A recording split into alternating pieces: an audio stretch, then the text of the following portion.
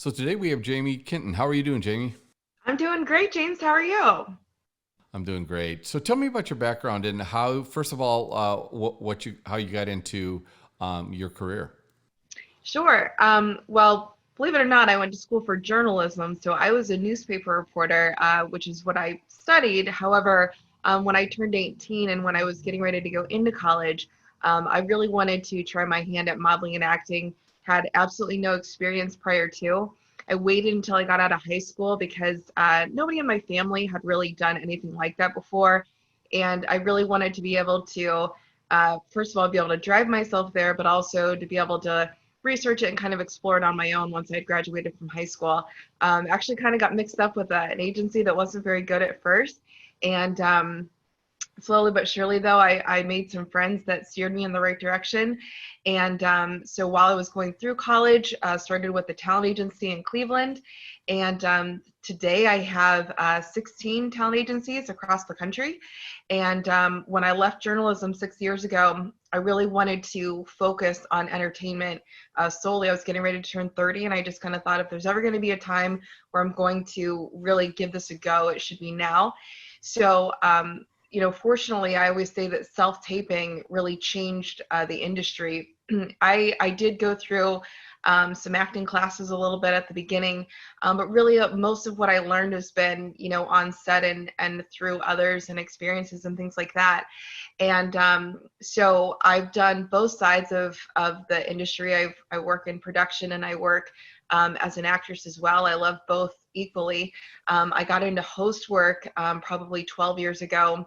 This will be my 10th season for the Cleveland Indians, but I started out hosting a live show for Radio Disney.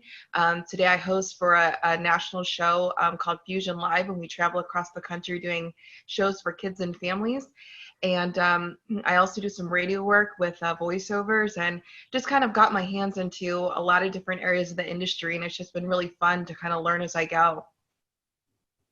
Has that kept you well rounded then? And is that something that, because a lot of people want to just stay in one niche and then say, well, this is what I'm going to do and be good at. I mean, you like to keep busy and frankly keep your interest in several pots. So tell me what spawns that. Yeah, well, you know what? I never want to stop learning, first of all. So if an opportunity comes my way and it's going to be a great growth experience for me, then I'm going to take it. But being in just starting at Radio Disney even and starting with the first talent agency, I didn't just jump into, doing all these different things. I really wanted to get a good like barrier under my belt and kind of understand what I was doing, making sure that I wasn't going to. Actually, getting scammed at first taught me a lot. It taught me that I need to research what I'm doing, understand the people that I'm working with, and research the products that I'm getting into too. So once I kind of had a good feel for that, and that's when I really wanted to start branching out and getting my hands into a lot of different parts of the industry, because there's so many cool things that you can do within this industry, and I'm interested in just getting as much experience as possible. And being in Cleveland, and I actually would love to stay in Cleveland. You're kind of a bigger fish in a smaller pond, and you get to know all these people, and through that, you make great connections, and people will say, hey, would you like to try this, would you like to try this? And you get more of those opportunities being here in a smaller market. So for me, I'd like to continue to stay here and grow, and maybe if something took me out of here, I like a great opportunity, I may move for that. But for right now, I'm really happy being here and kind of getting the best of both worlds and experiencing a lot while still being close to home. How do you manage then to always find? It always seems like you find a way to keep busy and keep yourself employed, which is it's no mean feat. I know you work awfully hard. That goes without saying. But is it also just a matter through building through previous connections and whatnot? Oh yeah, definitely. You know what though?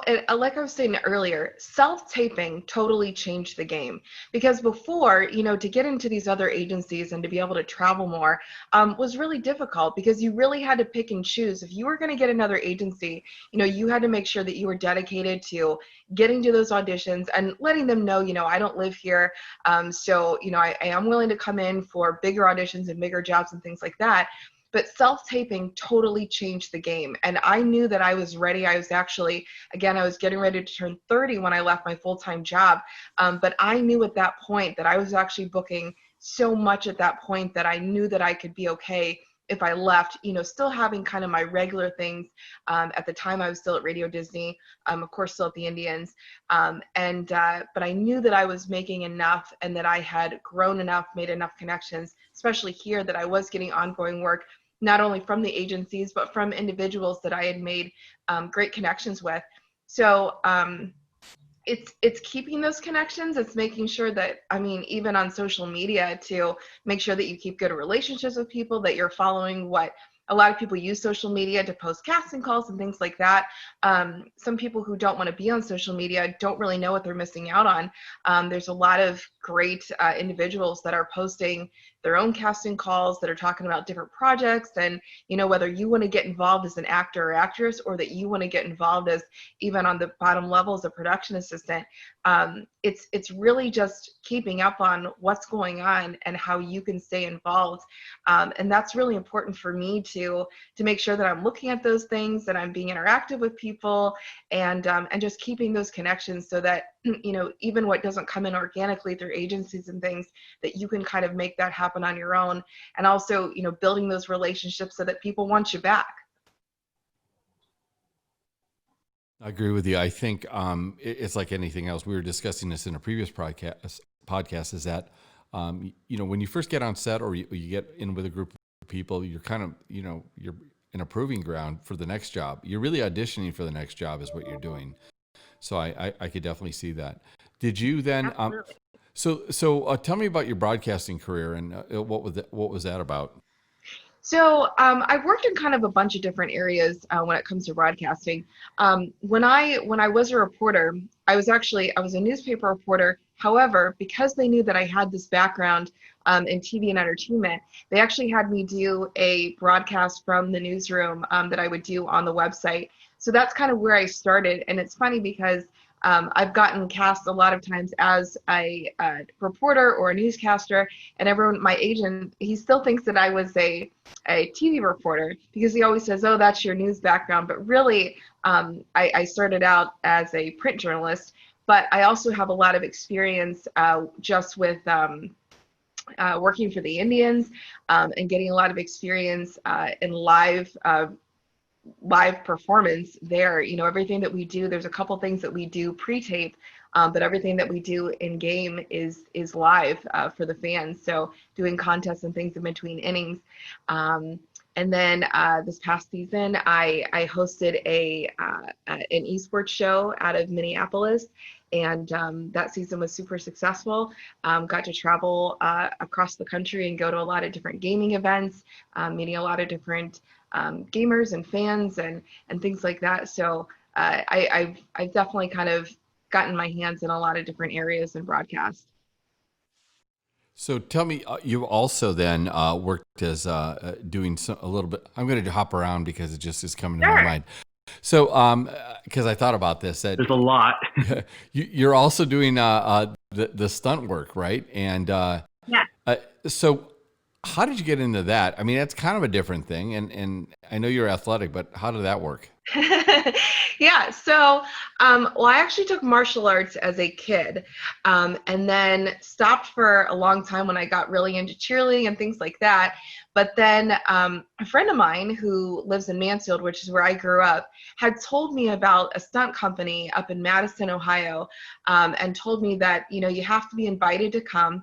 So nobody can just show up. You have to be invited, or you have to make a connection with the man who coordinates it, Richard Fike. And he is an incredible, I mean, he just has a humongous martial arts background. has a huge stunt background.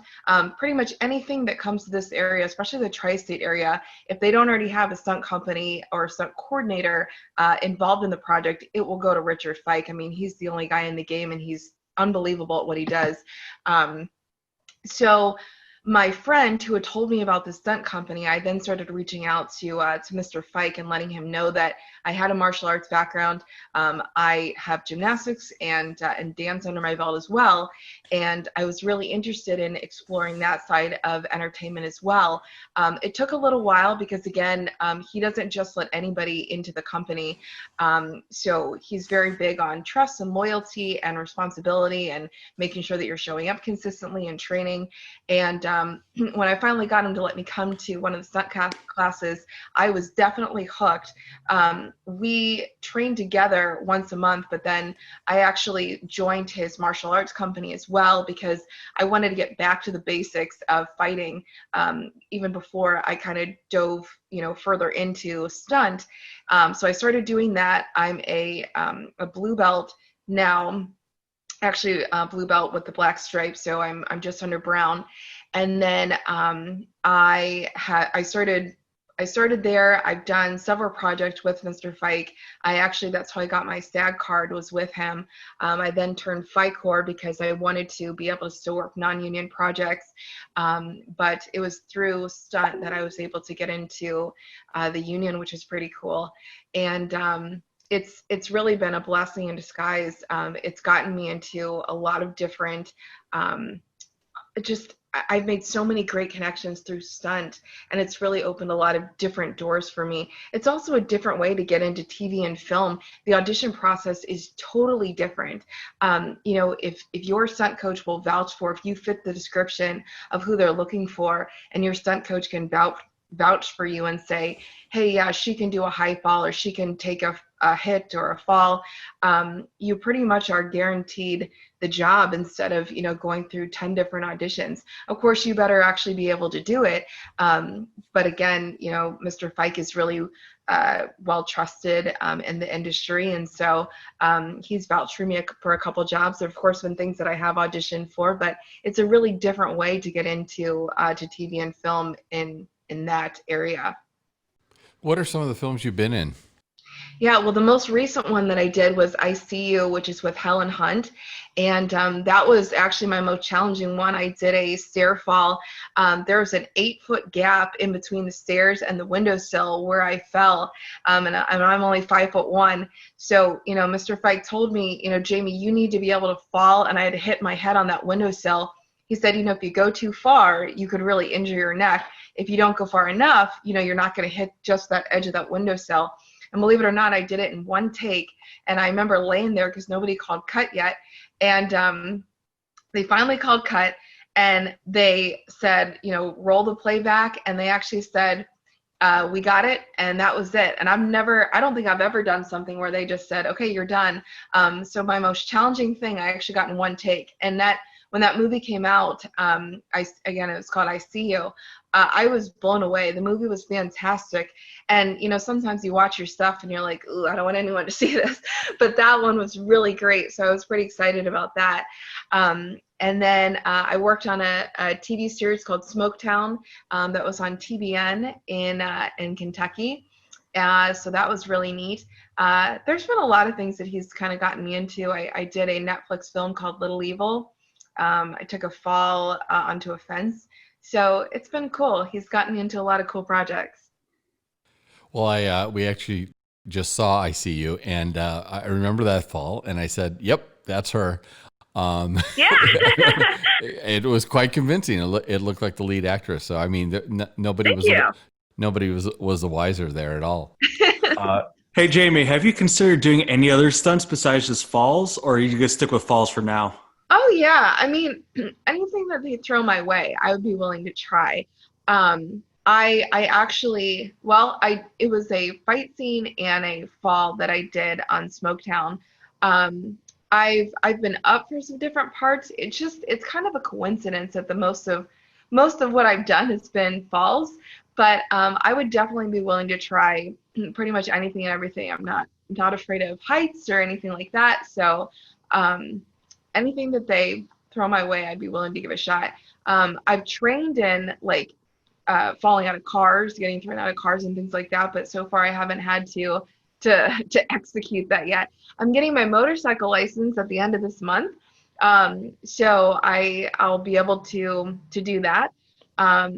But so far, it's just been a coincidence that I've pretty much only done falls. I mean, that's great. Is there, so out of all these, there's got to be something that you're leaning toward that you really love to do. Is there anything in particular that you know that you prefer to be on the production side, or the hosting side, or or being an actress? Which one was it? I hate to be the one that just says I love it all so much, but there are just so many different reasons to love all these different parts of the industry. But you know what, where I really get like this big high is being on set as an actress. And not to be goofy, but in my quarantine, I've really gotten heavily into TikTok.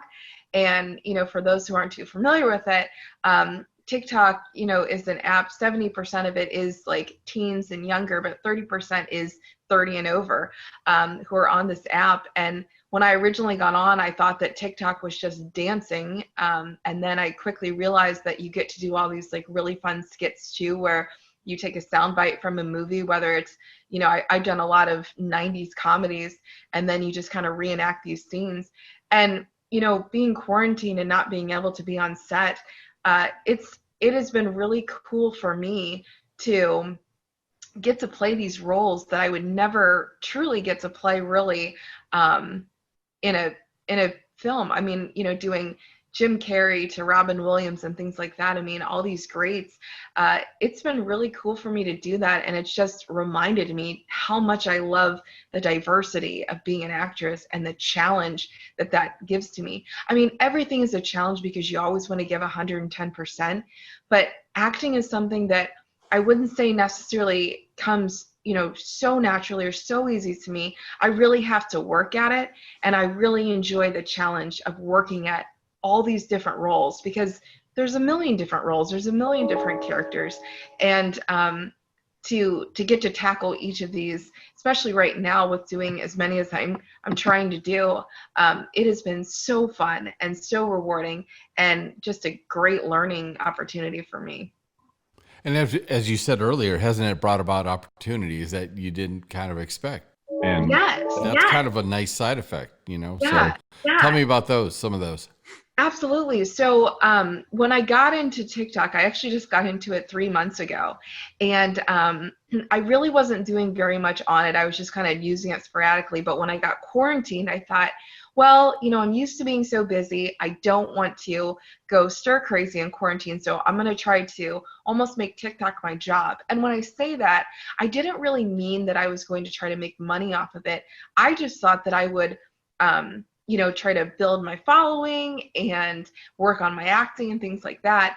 But this like icing on the cake side of it was that I started getting reached out to by different companies to, wear some of their clothes, use some of their products.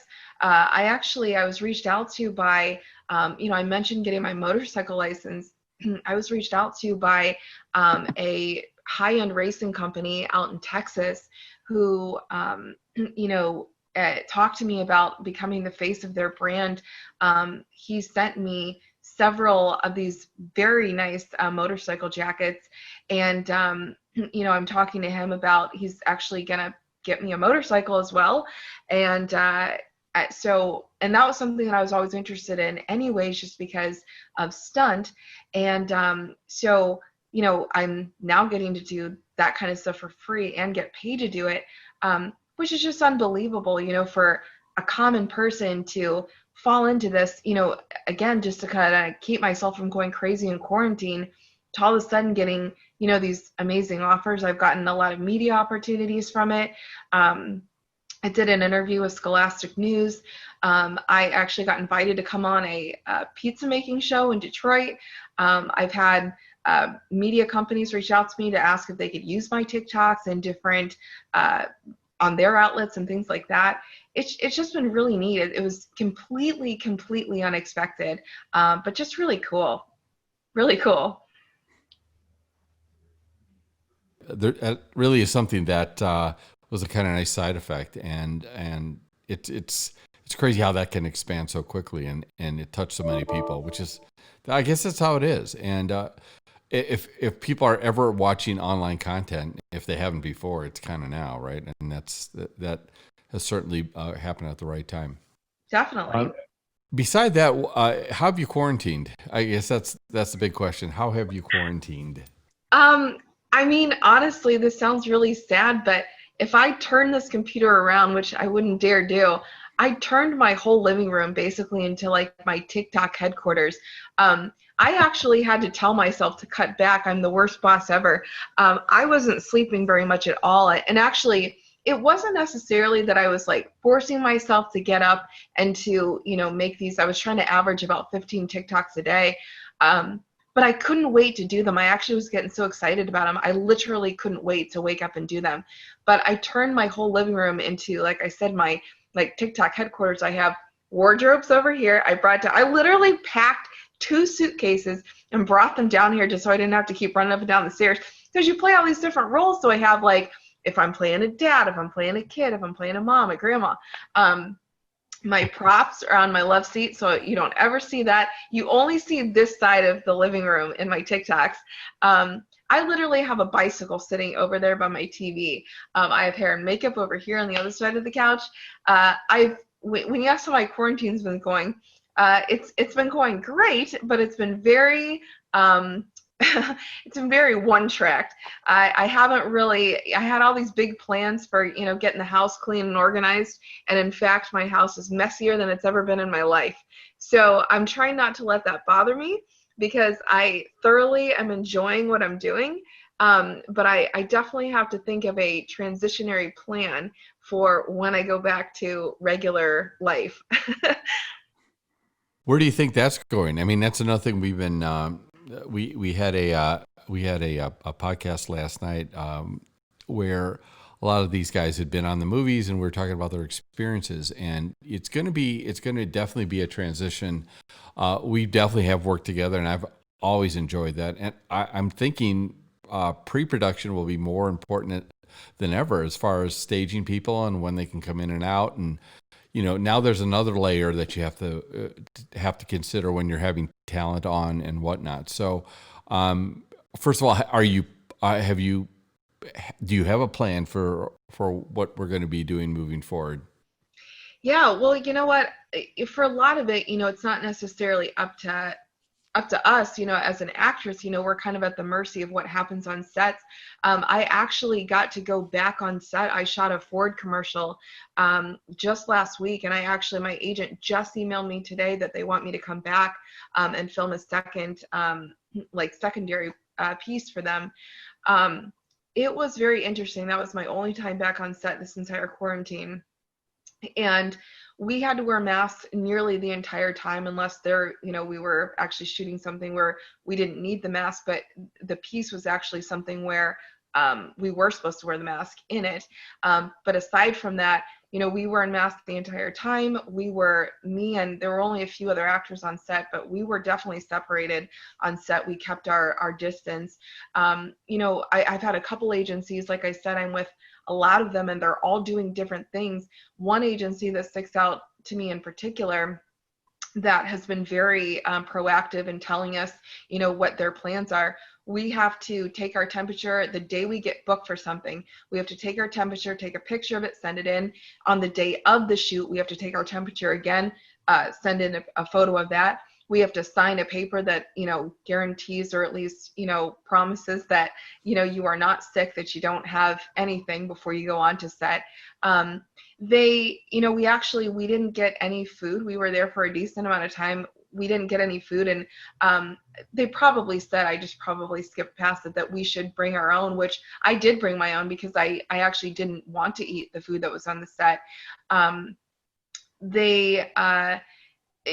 For the most part, I did notice that there was a an individual, and I don't know if it was a PA or if it was just somebody who they designated as maybe like the safety person that was like wiping things down and things like that. And I think that that'll be vital to have that person who's there to, whether it's a PA or somebody else who does say like, maybe we do need to stop for a second and wipe everything down, or make sure that things are separate, or things like that. A friend of mine who's getting ready to film a short film, I noticed that he had put on his list of who he was seeking was a safety person that would be that type of person on set. And I think that's going to be really important moving forward. It's going to be very strange because, we have rigor films. I'm not exactly sure how you work around when you do need a ton of extras on set. How you're going to handle that. I noticed that there was a friend of mine who has a TV, who runs a TV show out in California, had said that they're no longer going to use extras at all, that they're only going to use production members to be those extras on set. So much is going to change. That was the other thing. We had no hair or makeup or wardrobe stylists on set anymore because they don't want anybody touching you. And of course, those clothes, it's something that you never really think of before. Of course, sometimes, they're recycling those clothes and you're using them again. And we know that they don't always wash them, but nobody really cares. You can't do that anymore. So it's just going to be, we're going to be learning this together. I think as long as everybody is conscious about that, and diligent about making sure that we do stay safe on set, it'll be okay. But I definitely think that it's going to be delaying things and making shoots run longer, and that's going to be tough. So it's going to be a lot to learn, but hopefully everyone stays positive and we just kind of figure it out together. Yeah, I almost think they're going to have to come out with some sort of standard, and how, even how interviews are conducted inside versus outside, and how many people can be on set, and really kind of just follow up. I think what's important is they know, in case an outbreak does occur, that it's traceable, and that's why they want to account for everybody to see if they had at least there's you leave a, I guess in this case, a temperature or some sort of metric that says, hey, nobody had a fever on set. It was all checked, and here's our documentation. I think it's a reasonable way to go. But it certainly will be strange, especially when you have roles where actors are actually interacting with each other. And do you need to show your test and say that, hey, I'm legal, or it's almost like an HIV test or a hepatitis test, right? That and people are asymptomatic too. For sure. And that's why the disease spreads. If everybody who got the disease got sick, then it wouldn't spread. But that's the problem. You have well carriers that are disseminating disease, which is always tough. But that's kind of the new reality. So you said, and this is I'm also interested in hearing this for other reasons, but the show you did last year, do you think that'll ever come back on board? Have you heard any? I mean, I have a vested interest. Full disclosure, but where do you think that's going to head? So, we had chatted before we went into quarantine, and we had like a little text convo not too long back too. Nothing was off the table. They just kind of, it's unfortunately not a high priority right now to kind of figure that out, but it hasn't been taken off the table yet. In the past, and for those who aren't familiar, the show is called Inside Military eSports, and it was a show that was focused on not just eSports, but anything military related to it. So whether it was a recovering veteran who's using it as part of his recovery, or just a way to bring camaraderie to individuals who are serving right now. It was really cool because, it showed that, while some may think that video games don't really serve a too high of a purpose, through the show that we did, it actually showed in several different ways how gaming has really brought this community together in many different ways, and even served as a healing tool. So we are hopeful that a season 2 will occur. Again, it's, from what I was told, it's not off the table yet. It was kind of put on the back burner for a little bit while everyone was kind of dealing with COVID. So hopefully that will still go forward for a season 2. Are there any other? And again, the biggest one of the bigger questions is, will there be baseball?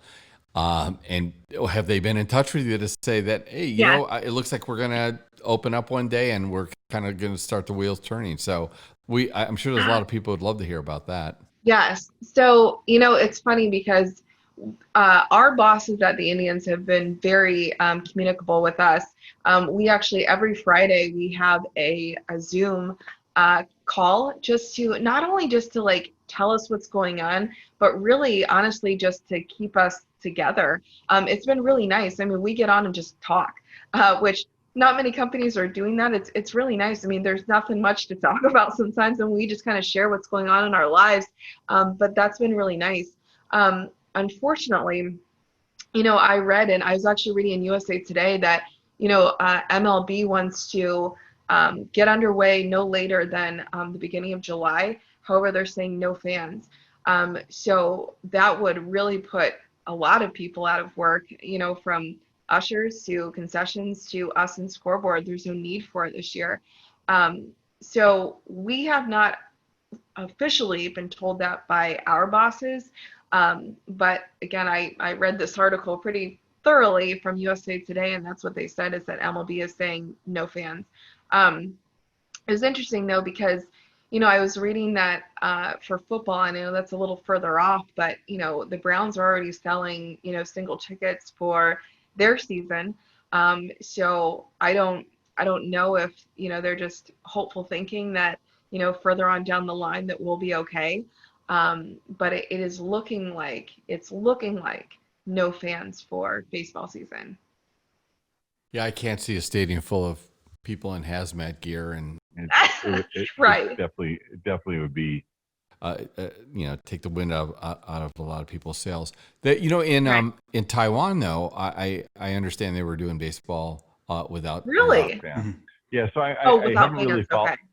Yeah, without fans. So it'd be interesting to see how they've actually how those games actually went. And I imagine they're just like a scrimmage, but they have to have a different feel. I mean, Oh my gosh, yeah.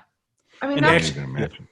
And they Go ahead, actually Kristen. have cutouts of I think one of the teams had cutouts of fans sitting in the stands. no. Oh my gosh, are you kidding me? Oh yeah, if you look it up, like they're just sitting there, it look like they're like cheering and having fun. Oh So my gosh. I think that makes it look a little bit more full. I mean, another thing they could probably do is just like filter in the sound. Like, I mean, you have so much sound, like sound effects you can get online or something, filter it in so it feels like an actual game. But yeah, That is crazy. yeah. So I suppose you could have I don't know how technology sets out. If you could have 20,000 Zoom fans actually Mike Oh, yeah. into right and reacting Yeah. in real time.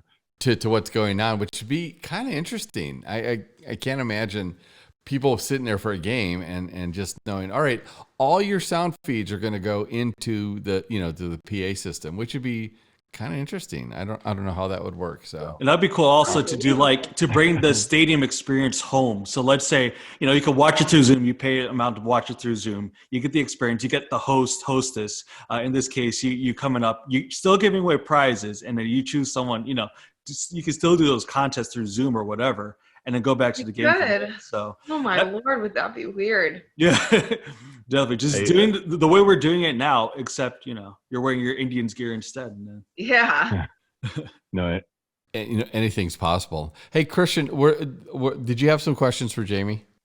I mean, she kind of answered a lot of it. I mean, again, like you've done a lot of TikTok. I've seen a lot of your TikTok. You've done stuff from Friends, Yeah. Friends to Golden Girls. I know how much you love Friends and stuff too. I mean, how many TikToks do you usually do per day? Because it seems like you do a lot. And how long? What's the kind of the process that you do to establish each TikTok? I guess is what I want to ask. What I'll say first is that, in this quarantine, I've actually gained over 40,000 followers just in quarantine alone. So I'm getting ready this weekend. I will definitely hit 60,000 followers this weekend. And what I really feel like, first of all, what kind of sets me apart is that a lot of people, when they make their TikToks, they are wearing the same outfit, whether they're playing 1 or 20 characters, they're wearing the same outfit. guys will often just put a washcloth on their head, and that means that they're playing a girl. I change my clothes, I change my props, I make my props, I change my hair, I change my jewelry, I change everything. So not only is it that side of it, but I am in general, I'm such a perfectionist. I will redo a scene and redo a scene and redo a scene until it's right. I study my characters, I study scripts. I mean, it's like I said, I've been really treating it like a job, and it's really seemed to pay off for me. On a typical day, as of right now, I'm making anywhere from 10 to 15. Now I've scaled back, and I'm probably making closer to 10. Yesterday I did 12, but I was really, really pushing myself to get those 15 out. And even though, a lot of TikToks are only like, 15 seconds, just like anyone who works in entertainment knows, those 15 seconds can take you 2 hours to do. And, for me, the one that took me the longest, I spent 4 hours working on this one where I did a reenactment from Home Alone 2, and the scene in the airport where they're passing the bag, and they're saying, give this to Kevin, give this to Kevin. They're passing the bag down between all the family. I had to change my clothes. Everything on TikTok is shot in sequential order. So I had to change my clothes every single time that bag was passed, and then passing it all the way back. Just every little interaction changes, and then it's a matter of getting those facials right. I don't like to do, especially for high profile people like Jim Carrey or Will Ferrell, or even Macaulay Culkin, I don't like to do it unless I'm doing it like they do it, and some people like, to make their own variations, and that's totally cool too. For me, I want to do it like they did it, and so that takes a lot of time too. And not only that, but with that particular scene, just finding the clothes, I like to try to find clothes that are very similar to who I'm playing. So that took a lot of time too. But I'm literally spending my entire days doing this. I always prefer to shoot in natural light because, especially for using the green screen effect on the app, it's really hard. I have my box lights here, but it really kind of like distorts it a little bit. So I always like to use as much natural light as possible when I shoot. It's different. Of course, you're shooting on your phone, so there's a lot of differences, and even like spacing and stuff like that. So there's a lot that I've had to get used to, but I must be doing something right. I've had a lot of people ask me, like, who's your camera person? And I'm like, it's just me. Like, I'm using my ring light, and I'm setting my phone up in all these goofy places. I've taped the phone to my head. I've taped it to the wall. I just taped I just taped a hat with tissue paper to my head. I was playing Ursula, and I did see that. Yeah. It's been really interesting, but I tell you, it is this experience, as stupid as it sounds, I am having so much fun. I have never gotten to be so creative, I don't think, in my life. I mean, I've never turned something down that I really liked just because I'm quarantined by myself. A lot of times it would be amazing to have a second person here, maybe to shoot it, maybe to play another role. But I've never turned down something because I didn't have a person or I didn't have a prop. I made a saxophone. I've made a lot of different things just because I don't want to turn something down. One of my favorite ones that I made, I reenacted the 80s video Take on Me, where the person is like jumping into the comic book. And I really didn't know how I was going to do that. So I just started, and I just figured it out as I went along. And that's just kind of been what my process has been this whole time, is just kind of figure it out and have fun. And I've really been enjoying what I've been doing. That's amazing. I mean, and you're doing this all by yourself too. And it's just like, I think that's what's going to set you apart from like everyone else. Is like, how much it takes, especially one person, unless you have someone else living with you, right. That it's just a lot of moving parts, and it's going to take a lot of time, as you said. So, but the result from what it looks like, from what I've seen, it looks amazing, looks awesome. People love it. Thank you. Yeah, absolutely. And you've had a couple celebrities actually comment or like some of them. I think I saw JoJo Siwa's song. Yeah. Just the other day, it was on the same day, so it was a big day. JoJo Siwa she liked one of mine, the Rockettes. I did a Rockettes reenactment, and the Rockettes comment on them both in the same day, so Oh, yeah. that's pretty cool. Yeah, it's just, I honestly believe that TikTok is a whole different way of, I mean, if you were, kind of a fan of some of these celebrities, it's a different way to interact with them because, one of the cool things about the app is that you can duet somebody, which means that whatever you did, maybe you just did half of the lines from a scene where it was, Rachel and Ross from Friends, and you just did Rachel. So someone can duet you, and TikTok will put both videos side by side, and they can play Ross. I've seen JoJo Siwa, she would duet. She's a couple times she's duetted different people. So it's a really neat way, just in general, celebrity aside, just to connect with people. It's so much fun. It really is. Definitely, and a lot of positivity too. Like you don't see anything Yes. negative too much. It's just that's the thing I love about TikTok. I mean, I'm not personally on TikTok, but again, I see everything just through your Instagram and stuff. So just a lot of positive. The Yeah. same thing. I say the same thing that, on every other social media platform, you see the good, bad, and the ugly. You see people's deaths, you see their births, you see all these different kinds of things. I have never, take my own out of it. I will literally sit on TikTok, scroll through other people's, and just laugh and laugh and laugh. It is just, and for the most part too, the comments that people leave you are incredibly positive. So it's a really nice community, just an incredible place to get creative.